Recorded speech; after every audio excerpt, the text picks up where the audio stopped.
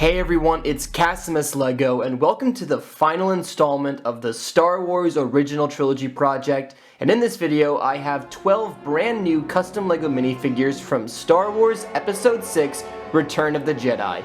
This is one of my biggest videos to date. I don't usually make this many minifigures for one video, but for the finale of this project, I gave myself 2 months to make as many minifigures as possible to add to my already extensive LEGO Star Wars custom minifigure collection, and if you stick around to the end of this video, I'll give you a look at all of them all together as one massive project. So I'm pretty excited to get into these figures. I've wanted to do this for a while now, and I'm very happy with the results of each one, and I hope you'll enjoy them too. So without wasting any more of your time, we'll go ahead and get into the in-depth looks at each of these custom LEGO minifigures. Starting off, here is Luke Skywalker in his final duel outfit, and this will most likely be the last Luke figure that you'll see from me for at least a little while. So I made sure to pack in as many details as I could, like for example, this outfit currently on the figure is just one of the many accessories I made, and we will look at all of them in time, but to start, we'll get the lightsaber out of the way.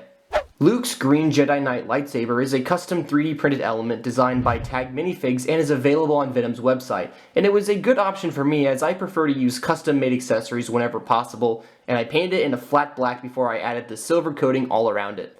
And like the other lightsabers I've made, I've painted only what's visible from where the hand isn't clipping to the hilt to ensure that the paint does not scratch off when I adjust the lightsaber or pose the figure. Of course, the downside of that method is that if you remove the lightsaber, half of it isn't painted and it looks a bit odd.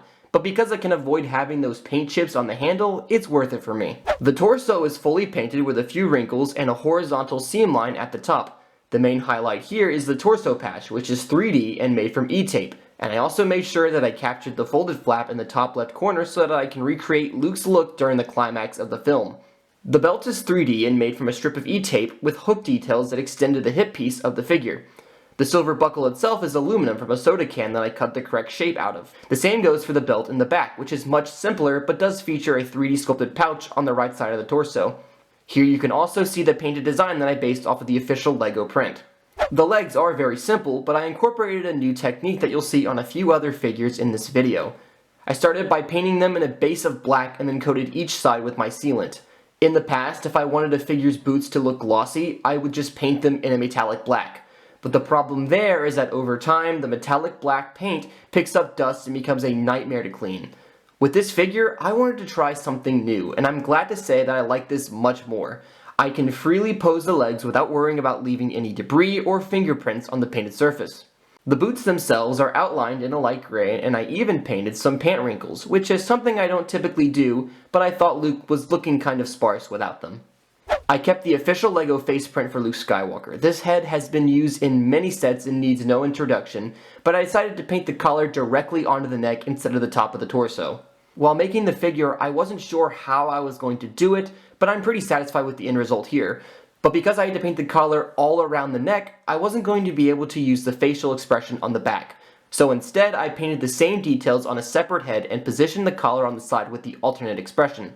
Now the hair was a bit of a challenge. LEGO doesn't really have an accurate hair mold for Luke's hairstyle in Return of the Jedi, so I knew going into this that I was going to have to sculpt it.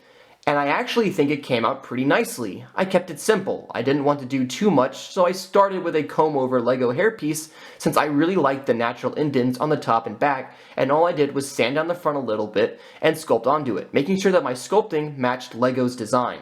As I said, it's really nice, and I even sculpted the back curls. Overall, I'm very happy with this Luke figure, and while I knew this was always going to be the primary outfit for the figure, I also decided to make his Jedi Knight robes and a few other accessories to complete his look from the first act of the film. I used a separate torso and layered the painted fabric robes as accurately as possible. All I have to do is switch out the arms and the legs, and I throw on an official LEGO brown cape. I also painted the newer hood element in a dark brown color that I think matches LEGO's existing color palette very well. Putting these on basically creates an entirely new minifigure capturing both of Luke's main outfits in the film. Final accessory is the DL-18 blaster that you might remember from the scene where Luke attempts to kill Jabba the Hutt. And I decided to make this so that I could not only make another Star Wars custom blaster, but also so that this Luke would have a unique accessory. It's modified from a standard LEGO Star Wars Imperial blaster, and I glued the end of a harpoon piece to the front and a scope from the Star Wars rifle to the top, and then I painted everything in black with a few gunmetal accent details. That is all of the details and accessories for this final Luke Skywalker minifigure, and I'm quite proud of this guy. It's been such a joy to create a variant of Luke Skywalker from all three films in the original trilogy. Making each one has been something special for me as a lifelong Star Wars fan, and I hope you've enjoyed this figure as much as I do. But that's it for Luke Skywalker. He turned out great. Next up is Huttslayer Princess Leia Organa. Now I know this character as Slave Leia, but for understandable reasons Disney changed it to Huttslayer, and for the sake of this video I'm going to be referring to Leia as that, even though it kind of bothers me. But either way, I think this figure turned out fantastic. Starting with her accessory, I wanted to give her something unique to this scenario, so I came up with a custom-made skiff guard staff, which was made from a variety of existing LEGO pieces. The base was a rifle that I reshaped, and the rest were all attached based on what I thought looked the most accurate. For instance, the spear is from a pickaxe, and I extended the top with a key handle piece. I glued everything together, and then painted it in a gunmetal, and then sealed it over to protect the paintwork. For the head, I decided to use an existing LEGO print. In the past, I would replicate the custom print from Firestar Toys since I'm pretty fond of the likeness they achieved, but this time I wanted her expression to be a little more aggressive. This head print originally appeared on Leia in 2015, and I repainted the lips in a bright red, and I went over the eyebrows in dark brown. The hair is an expensive piece that only appeared in one set, that being the 2013 Jabba's sail barge, so getting it for this figure was a big deal, and it looks so great on her.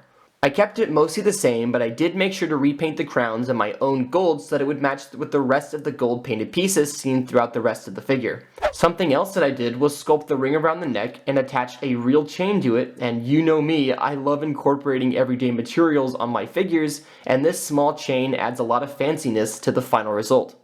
From the torso and down, everything is custom made. I started with a base light nougat minifigure, but before I could work on the bikini pieces, I had to shape the sides to represent her feminine physique.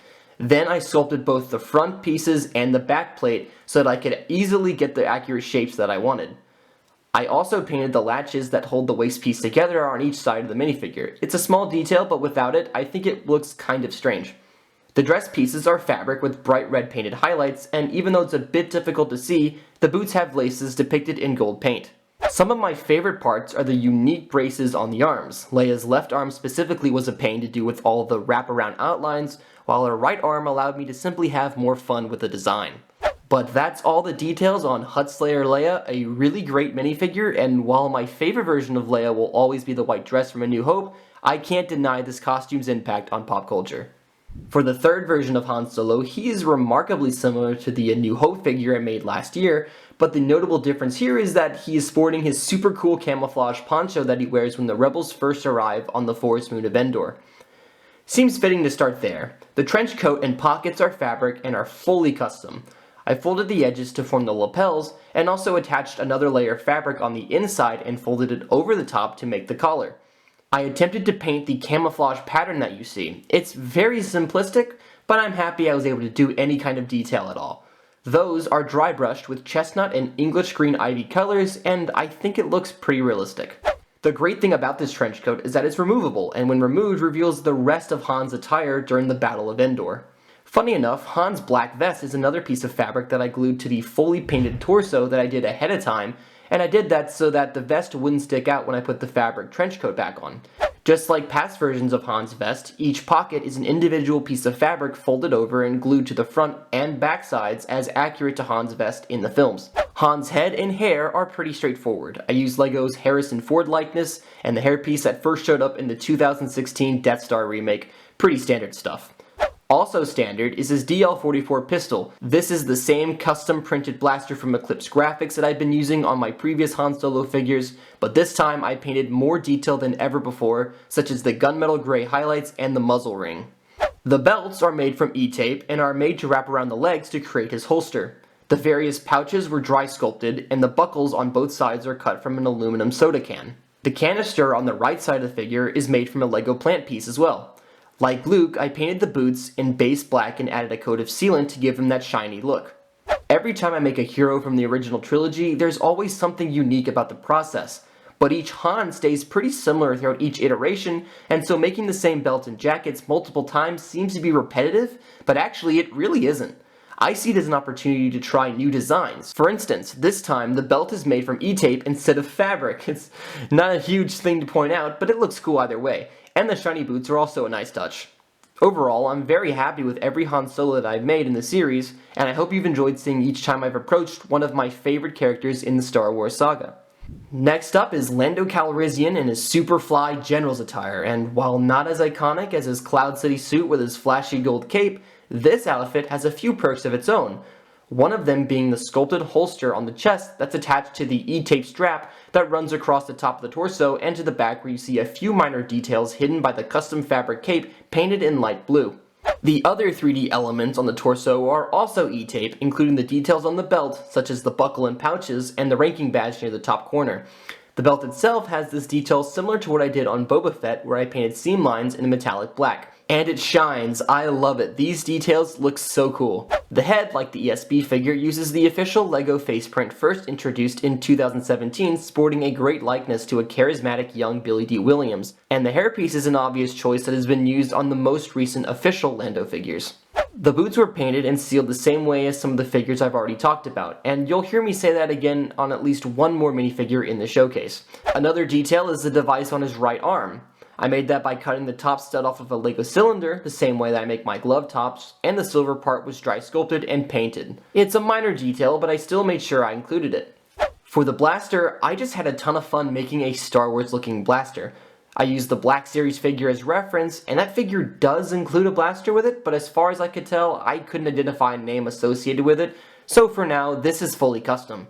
I modified a standard LEGO Star Wars Imperial blaster and threw on some pieces to make the scope and other details before I painted it in base black and added the gunmetal gray highlights. In the grand scheme of things, this Lando Calrissian figure is far more complex than his Cloud City counterpart, but he still remained pretty simple and was a lot of fun to make. So here we have the adorable little Ewok known as Wicket W. Warwick, and I had no idea that he had a full name, which I'm sure was given as a tribute to the wonderful Warwick Davis and his first major role as an actor. So when I think about Return of the Jedi, I think of a few things, such as the Ewoks and the Forest of Endor. So I knew going into the project that I would be making at least one Ewok, and I think we can all agree that Wicket is by far the most iconic. That being said, making Wicket in theory seems easy. He's got the spear accessory, and I was going to incorporate the official LEGO body piece, and everything was going to be all good. But then I realized that I was going to have to sculpt all the fur basically the same way that I sculpted Chewbacca's fur. But I'll say right now, doing that wasn't as hard as I thought. The most challenging part of the fur was keeping each pattern completely random and unique, but also ensuring that I didn't let myself go crazy and add too many indents and making everything look mushy. Thankfully, I think I avoided that, but there's still a few areas I wish were made better, like the front of the legs for example. But in my defense, it wasn't that easy getting my tools in such a tight space. Once the sculpt was finished, I went about the painting. I used nutmeg brown as a base and added the lighter fur on the torso and face using a khaki color. Speaking of the face, I used LEGO's most recent Wicket minifigure as a reference for all of his facial features. But I did paint the lips and the eyelids in burnt umber, as the darker color looks more realistic and is accurate. I'm not sure what to call the head coverings that the Ewoks wear, but that's painted in a custom color that I mixed together using orange, brown, and tan. I also sculpted the details on the top of the head and painted them in the same dark brown color. Now his spear was fun to make. It started out as a simple dark brown spear element, and I sanded down the edges so that the sculpted wraps would be as round and smooth as possible. And something else that I did was texture the handle with my knife, shaving various random bits off to give it a more realistic look, and then I painted it, and of course, making sure that I left space open so that the paint wouldn't chip off when I remove it from the hand. But yeah, that was Wicket the Ewok, and if you ask me, an integral figure to this project. These next few figures are all prominent forces within the Rebel Alliance, and we'll first get started with Senator Mon Mothma, and she is using a brand new type of fabric for her robes. In the film, Mon Mothma wears these white flowing robes, and as soon as I decided to include her in the project, I knew I was going to have to find another way to make them. I think most people in the community know how difficult white paint is to work with. It's always so chunky and layers build up very quickly if you aren't being careful, and painting fabric white is a whole nother challenge in and of itself. Every time I've made a white fabric waistcoat or a cape for example, the texture always ends up looking scratchy and rough. I'm rarely satisfied with them, so for Mon Mothma, I thought enough was enough and I went to craft stores in search of a smoother fabric that was already white and was still easy to cut. And I found these sheets at Walmart, and you're supposed to iron these onto clothing and patch holes and such, but here I used it and made her robes the same way I would using my actual fabric. And this fabric, I think, looks great. It's soft, and it feels like an actual soft goods robe that you'd find on a modern action figure. There is a bit of fraying occurring towards the bottom, but I've been very careful when handling this figure, and as long as I don't irritate the edges of the robes, they'll be alright. In fact, I'm thinking I'll remake my Gandalf the White minifigure using this very same fabric later on in the year. On the torso, I overlapped the fabric on the front to form a noticeable seam, and I glued them to the torso. But before I did that, I painted the skin tone and the bone structure details that you see underneath. On top of the fabric, I have all of her pieces of jewelry that she wears made as 3D elements. Both of these strands here are made from a spool of a rubber-like string that I found at Michael's craft store. I actually had a lot of fun making these stick out, and they're my favorite part of the figure. The necklace string above those was painted with sterling silver, and the jewel itself there was sculpted and painted with many colors and shapes to make it look like it shines. Now the bottom half was difficult to find reference for, but I could make out that she's wearing dark brown boots, and thankfully I was able to confirm that thanks to her character design in LEGO Star Wars The Skywalker Saga. But instead of painting onto a pair of white LEGO legs, I just used base dark brown legs, and they do the trick just fine. Her arms are very simple, just base white LEGO arms and custom dark brown glove tops.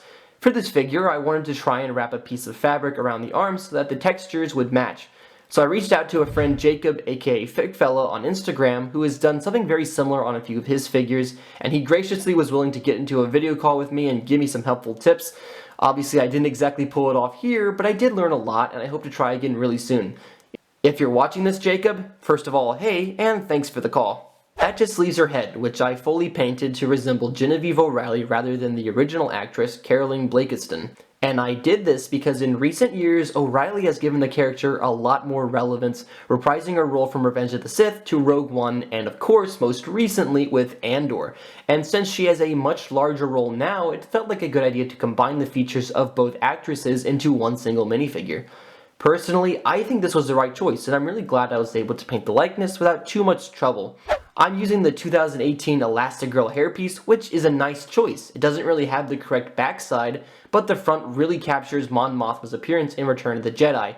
It's flowing on the correct side, and is even the accurate lighter brown color, so thankfully I didn't have to do any painting on this.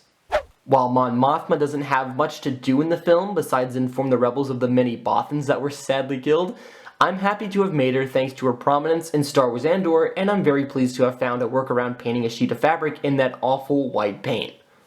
Next up is Admiral Ackbar, and I don't think this project would have been complete if I didn't include the iconic Mon Calamari, known for his one line, "It's a trap!" And thankfully, he was very simple, since I was going to utilize the official LEGO head mold first released in 2009, and I repainted the eyes with my own colors, because the eyes on the official head are kinda dead-eyed. I mean, they're centered and it just looks like he's cross-eyed, and it was bothering me, so I decided to fix them myself. I also dabbed some black paint inside the nostrils to make a suggestion of depth. For the rest of the figure, he's pretty straightforward. I made a suit from a sheet of E-tape, and I sculpted the lip around the neck. I wanted to keep it flat against the torso, so I glued it down, and it extends all the way past the hip piece. All the belt blocks on both the front and back of the suit are pieces of dry sculpted rectangles, and the insignia badge are just smaller rectangles cut from the same piece of dry Procreate.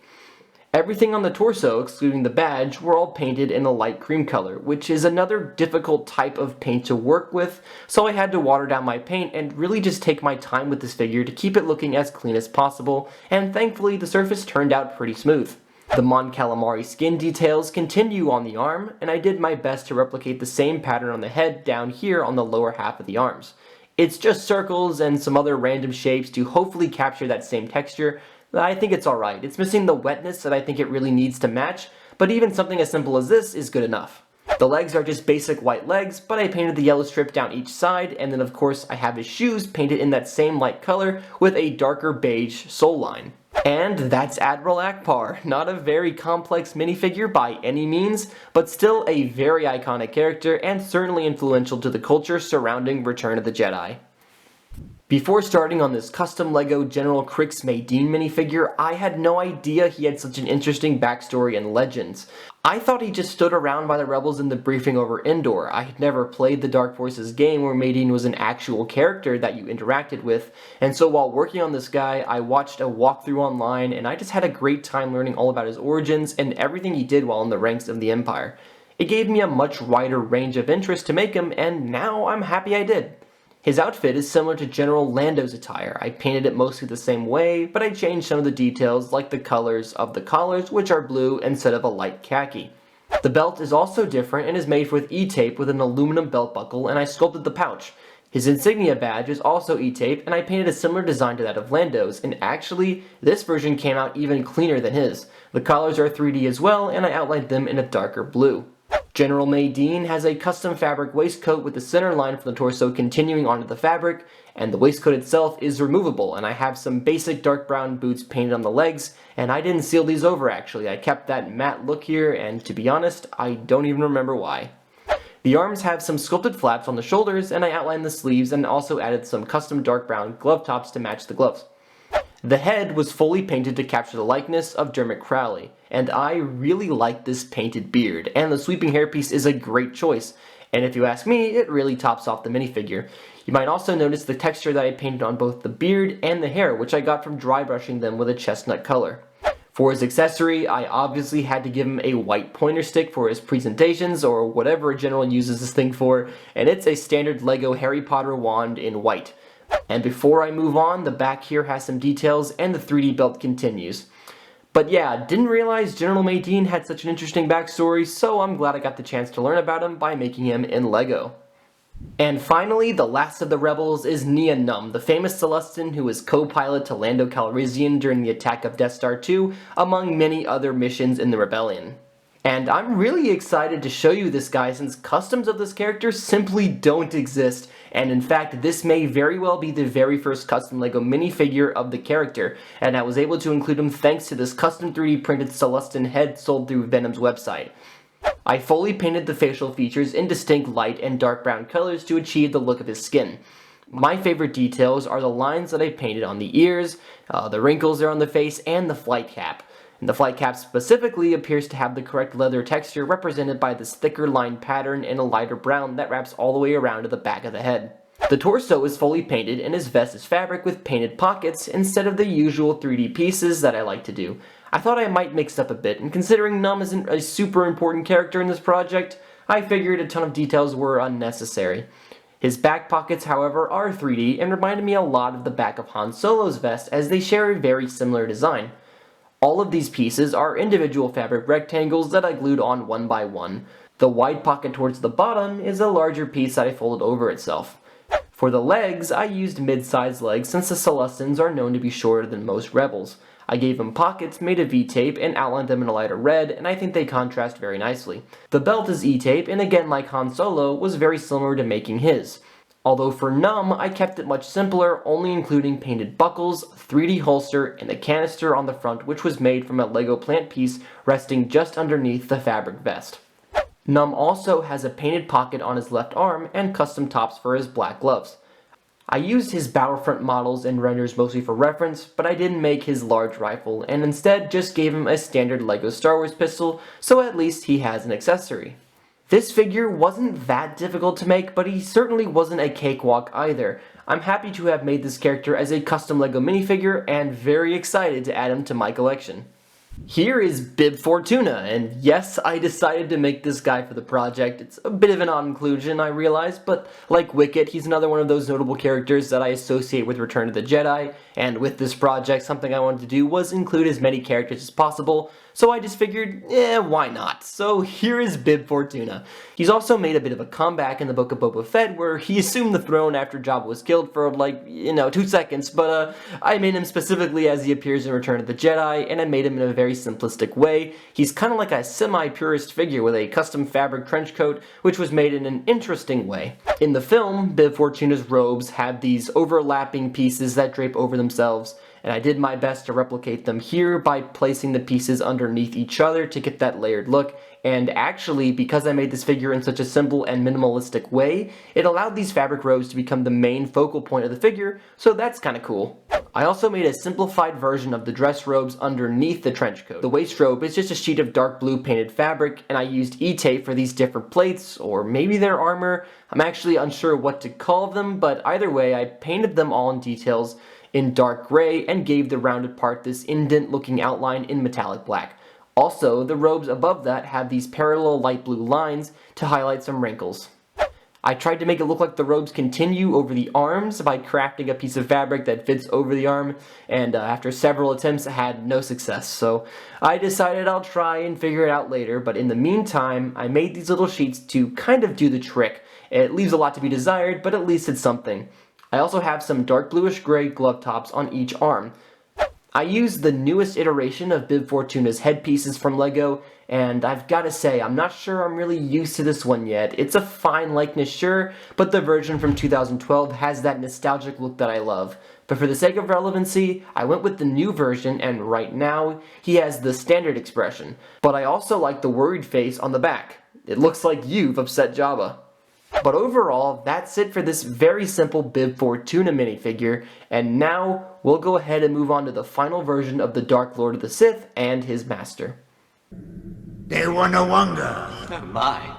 Okay, here is my newest version of Darth Vader, specifically based off of the costume from Return of the Jedi. So each project for the OT so far has had a brand new custom Darth Vader minifigure, and it's completely unintentional. Before starting this figure, I was complete with the updated figure I made with the Empire set, but then I saw that Venom was going to be releasing an entire Vader 3D printed set, and I thought this could be the last opportunity I get to make one last Darth Vader custom for quite some time, so I decided to take it, and about a week later, this cast arrived completely blank, and I went ahead and got started on it. And the great thing about this is that most of the detail is already made on the design. All you have to do is just paint everything, so that ended up saving a ton of time. Before we get started with the rest of the figure, we'll start with his lightsaber, which is the exact same accessory I made from my last Darth Vader. I just stole it from him, sorry buddy. But anyway, it was designed by Aaron Legomatic9 and sold through Natesminifigs on his website. I'm sure most of you are already following them, but I'll put both of their Instagram pages in the description, as well as Venom's information if you're interested in checking them out for yourself. Alright, so for the rest of this new Return of the Jedi style Darth Vader, I should start by saying that these pieces on the figure were all digitally designed by Brickchaos on Instagram. This set includes the helmet, arms, legs, and pieces to glue to the front and back of a LEGO torso. They're also a bit taller than standard LEGO minifigure legs, about the size of 7 stacked plates, which is appropriate for the character. This is a welcome change, as my previous Darth Vader minifigures are the same height as his stormtroopers, and that's not as intimidating as he's depicted in the OT, so I'm glad to see him a little bit taller. I painted the panels and belts like before, but this time I painted the accurate button and switch colors seen on the Empire and Jedi versions of the costume. The belt no longer has the light gray outline around the control boxes, but I still have the necessary button colors that were managed to be squeezed on this cast. The arms were pretty simple too, just continued the gunmetal and metallic black on the shoulder pads. The shoulder armor was painted in a base gunmetal and the ridges are metallic black, and by now I'm sure you've noticed the real chain that I glued to each side of the cape. Now the cape is no ordinary piece of fabric. It's a custom-made posable cape using a method created by my buddy Ashton, or BensonBone. While at Brick Fair this summer, he showed us how to make these things, and he even gave us stencils to use for ourselves, and I wanted to make one to give to this new Darth Vader so that he could take so many dynamic poses and stand out among my custom minifigures, and I'm very happy with it. I love just playing around with this thing and seeing what I can make it do. It also looks awesome on the minifigure. So I just want to say thanks to BensonBone for all the tips he gave me, and of course giving me that stencil. I can't wait to see you again, man. And with the cape out of the way, that just leaves the helmet, which comes in pieces just like the official LEGO one that debuted in 2015. I love both versions, but of course this helmet isn't permanently looking slightly up, so that's a benefit.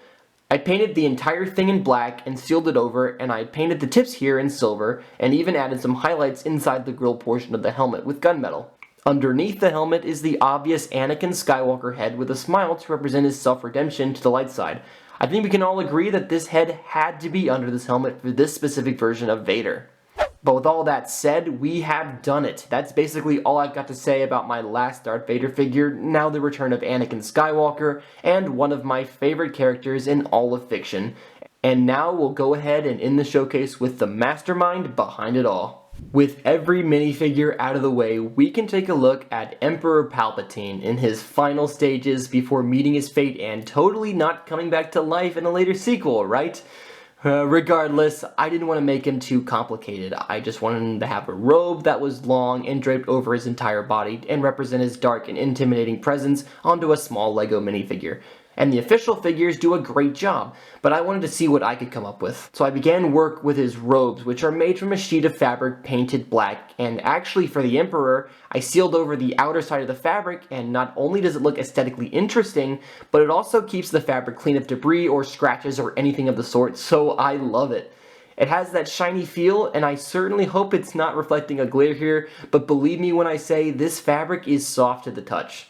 I did the same thing with Bib Fortuna's robes, but just didn't say anything during his segment. Kinda keeps the details special to Emperor Palpatine, you know? The edges of the fabric are highlighted with a matte pavement color so that I could give some kind of minor detail to the robes. The crest piece that keeps the robes together is a thin, dry sculpted rectangle painted in silver, and I painted the design using his official Lego figure as reference. It's a bit tricky to see, but you can make out the details when looking at it at certain angles. The arms have some bagginess sculpted on them, which I've done many times before, and this is of course to add that flowing look that I was trying to capture, and this is a great method for doing that. I've also painted the rounded inner sleeve effect on both arms too. Now if you remove the fabric robes, there's actually a lot more going on the torso than you might expect. I based this design from the 6-inch Hasbro Black Series figure and painted all of the wrinkles and such.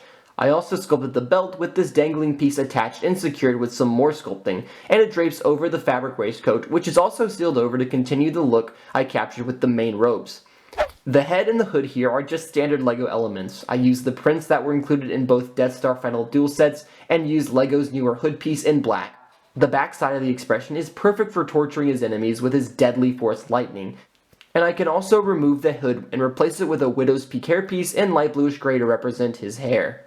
Emperor Palpatine has two accessories, and one of them is his walking stick, which is another Lego Harry Potter wand, this time in dark brown, just like Yoda's from the Empire minifigures. And the other accessories, of course, depict his force lightning abilities perfectly represented by these standard Lego elements. There's no need to look at the back because there is nothing to see, and with that, we have gone over every custom minifigure in this video. That is it for not only this showcase video, but also the entire original trilogy series. If you stuck around for the entire thing, thank you very much. I hope you enjoyed these minifigures, and we'll go ahead and wrap up this video. But before we do that, I wanted to show the entire collection of my custom LEGO Star Wars Original Trilogy minifigures with a total of 31 individual custom minifigures since 2021 if you include all 3 versions of Darth Vader that I made. For me, this is very satisfying. These are some of my favorite custom minifigures I've ever made, but they also have a greater purpose than just looking awesome. I've said in the past, and to some of my friends, that a big inspiration for my minifigures are the vintage Kenner Star Wars action figure lines from 1978 to 1985. I just love the amount of recognizable details that those original figures captured while still remaining extremely simple. Kenner Star Wars videos from channels like Retro Blasting and Analog Toys also played into the creation of these projects. I really got invested into the history of those lines thanks to that type of content, and in essence, I was inspired to make my own Star Wars figure lines. I wanted that satisfaction of collecting them all and displaying them together as one collection, ranging from heroes to villains and all others in between.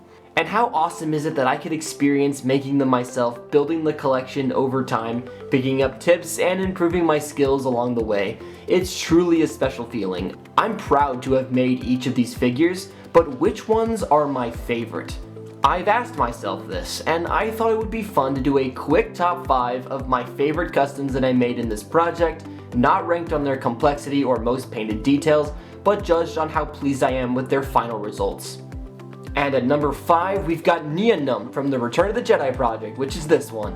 And I picked this figure at number 5 because he's one of my favorites in this entire collection. I love the head mold that I got from Venom. It's such a cool piece that's proportionately perfectly sized with the rest of the figure. And of course the facial details that I painted look really clean, and then also the texture on the flap, on the flight cap, I really like. And then the rest of it is also very nice. The lighter red highlights that I painted contrast very nicely with the dark red and the dark gray fabric vest. So overall, just really pleased with this minifigure.